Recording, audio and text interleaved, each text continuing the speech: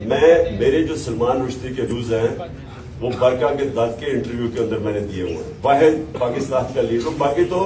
باقی تو ہمارے لیڈرز اس کے خلاف بات نہیں کرتے تھے کیونکہ مغرب میں اس کی بڑی سپورٹ تھی. تو میرے بڑے کلیئر ویوز ہیں اس سے.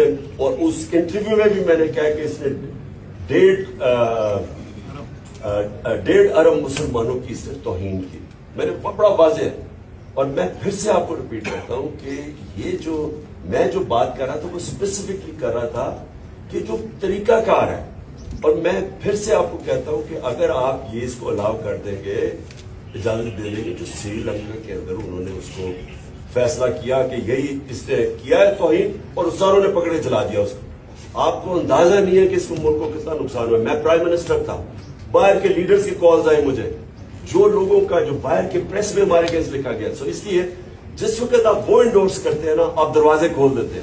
کہیں بھی جا کے کوئی فیصلہ کرے جی فلاں نے توہین کیا اس کو مار دیں. اس کے میں صرف پروسیجر کے پوائنٹ تھا. سلمان رشدی میرے خیال میں بہت بڑا فتنہ تھا. میرے بڑے اس کے اوپر کلیئر ویوز ہیں.